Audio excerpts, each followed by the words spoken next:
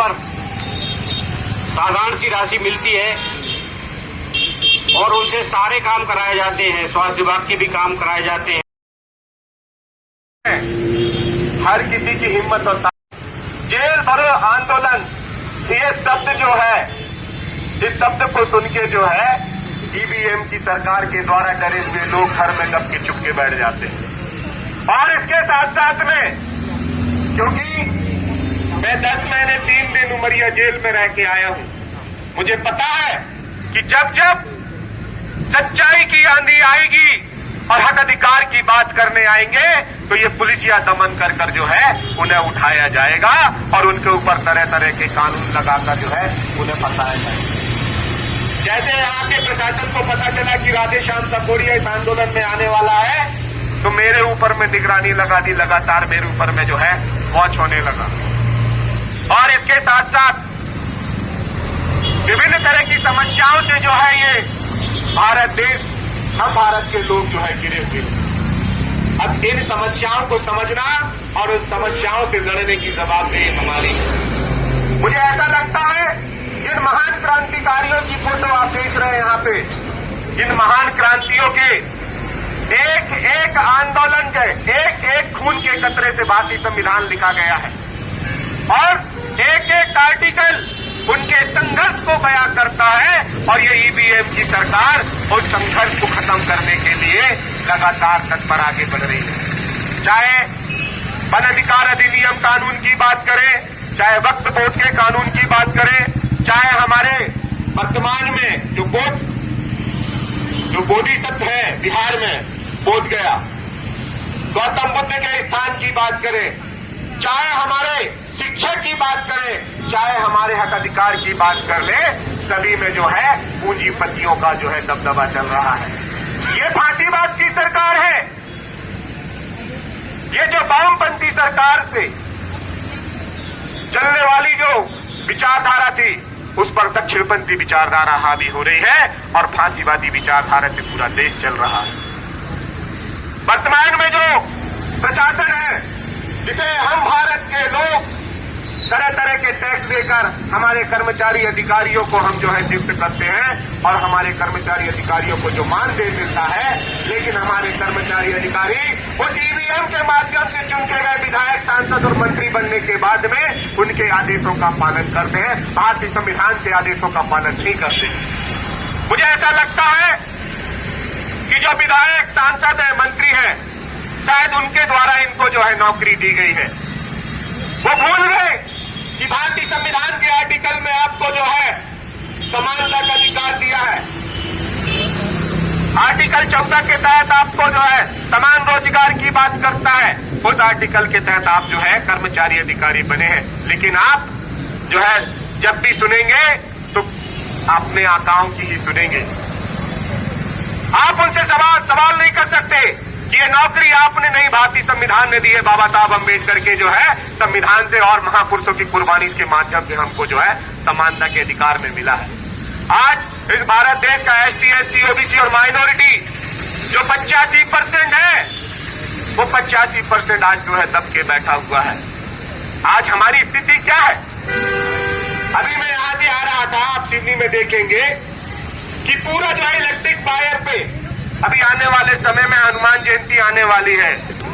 धर्मनिरपेक्षता की बात करते, सबके लिए समान धर्म की बात है। हाँ, मैं मानता हूं कि भाई हिंदू धर्म को भी, हिंदू को मानने वाले को भी जो है समानता का अधिकार मिलना चाहिए, लेकिन भारत देश की जो समानता है, सार्वभौमता है, धर्मनिरपेक्षता है, ये विधायक, सांसद, मंत्री और पुलिस प्रशासन से लेकर कलेक्टर प्रशासन सारा का सारा जो है हिंदू धर्म को आगे बढ़ाने के लिए काम करे। ये जो है पक्षपात है और ये बर्दाश्त नहीं करेगी देश की जनता। पूरे रास्ते में देखो बिजली के तार में पूरे जो है झंडे लगे हुए हैं, किसी को करंट लग गया, कुछ लग गया, क्या वहां पे कानून काम नहीं करता क्या? क्या वहां पे भारतीय संविधान काम नहीं करता क्या? वहीं पे यदि कोई मुस्लिम भाई का लग जाए, कोई बौद्धिस्ट भाई का लग जाए, कोई आदिवासी का लग जाए, तो वहीं पे जो है प्रशासन खड़ा हो जाएगा, विद्युत विभाग खड़ा हो जाएगा। लेकिन ऐसा नहीं हो रहा। मैं अभी देख के आ रहा हूं आंखों के सामने, ऐसे बहुत सारे एग्जाम्पल हैं जिनके माध्यम से जब आप देखेंगे। अभी मैं बीच में सिंगरौली गया था, सिंगरौली में हमारे आदिवासियों के घर की लाइटें काटी जा रही, वहां से कोयला निकाला जा रहा है। और पुलिस की वर्दी पहनकर जो है घुस के वहां के सोने चांदी जेवर चुरा के जो है बैठ जा रहे हैं। तरह तरह की प्रताड़ना जो है इस देश के मूल मालिकों के साथ में किया जा रहा है और ये होगा, क्योंकि पुनः जो है वो समय आने वाला है कि फिर से एक बिरसा मुंडा, फिर से एक टंचा मामा, फिर से एक जो है बाबा भीमराव अम्बेडकर जैसे महापुरुषों की आवश्यकता है। उनके विचारधाराओं से ओतप्रोत होने की आवश्यकता है। फिर से जो है हमें मूल निवासियों को एक करने के लिए, हमें जो है बहुजन समाज को एक करने के लिए हमें फिर से हमारे पुरखों, हमारे महापुरुषों की विचारधाराओं में चलने की आवश्यकता है। फिर से जो हमारी मातृशक्तियों को रानी दुर्गावती बनने की आवश्यकता है, फूलन देवी बनने की आवश्यकता है, झलकारी बाई बनने की आवश्यकता है, क्योंकि समय फिर से जो है हमें उसी दलदल में घसीटते हुए लेके जा रहा है कि अब हमारे जीवन की कुर्बानी मांग रहा है। फिर से जब तक हम कुर्बानी नहीं देंगे तो मुझे नहीं लगता कि हमें जो है भारत देश की आजादी अच्छे से हमको मिल पाए और हम जो है आजाद हो पाए। बहुत सारी बातें हैं और बहुत सारी विडंबनाएं हैं और उन विडंबनाओं से लड़ने के लिए हम सबको एक होना पड़ेगा, हम सबको एक मंच में आना पड़ेगा। और मैं कुछ 2-4 उद्घोष के साथ में अपनी बात कहीं पे विराम करूंगा। अभी तो ये लड़ाई है, आगे और लड़ाई है। बोल 85 जय मूल निवासी, बोल 85 जय मूल निवासी। कुछ तो करो जवानी में, आग लगा दो पानी में। कुछ तो करो जवानी में, आग लगा दो पानी में। पुलिस प्रशासन होश में आओ, होश में आओ, होश में आओ। ईवीएम की सरकार होश में आओ, होश में आओ, होश में आओ। ईवीएम की सरकार होश में आओ, होश में आओ, होश में आओ। ईवीएम को बंद करो, बंद करो, बंद करो। ईवीएम को रद्द करो, रद्द करो, रद्द करो। साथियों, ये ऐसे कुछ उद्घोष हैं जिनके माध्यम से हम सोते हुए व्यक्ति के अंदर में महापुरुषों की विचारधाराओं को जगाकर उनको उनके वास्तविक जो कर्म है, वास्तविक जो सेवा है, उसका एहसास दिला सकते हैं। बस इतनी ही बात बोलकर मैं अपनी वाणी कहीं विराम करता हूं। मुझे बोलने का अवसर दिया, बहुत बहुत धन्यवाद। तो बड़ा बड़ा पुरंदा और इसे से कहते हैं। तो इन सारे समाज सेवी महानुभाव से मेरा अनुरोध है कि कुछ ना करे।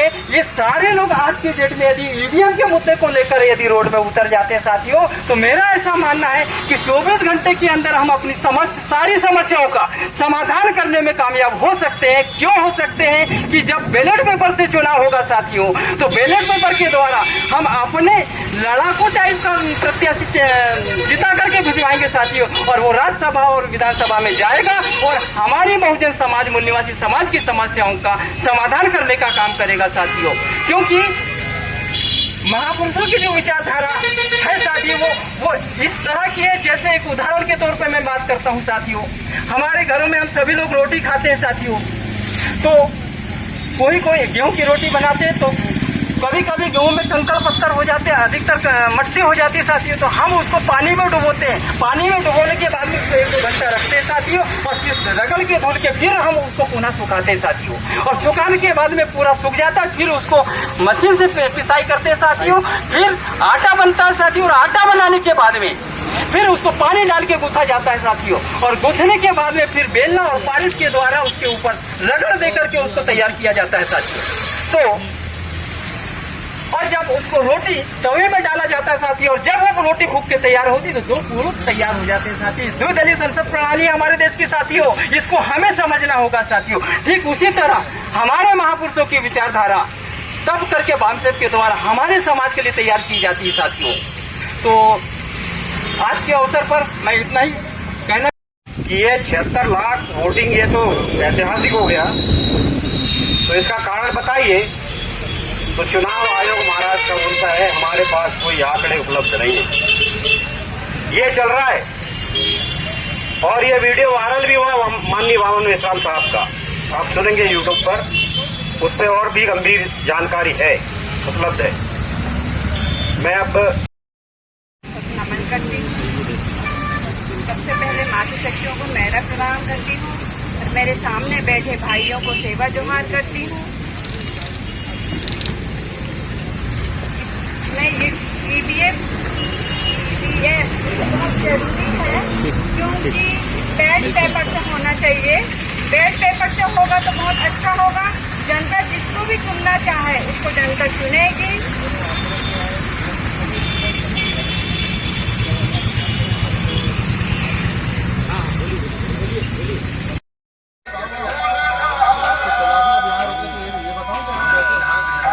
कितने क्यों भैया कितनी गिरफ्तार बेटा ला तक नहीं मारोगे उनको, उसको खराब लगता है। जी जी जी नहीं वो खेलते, हाँ खेलते खेलते में लगा होगा तो वो थोड़ा सीरियस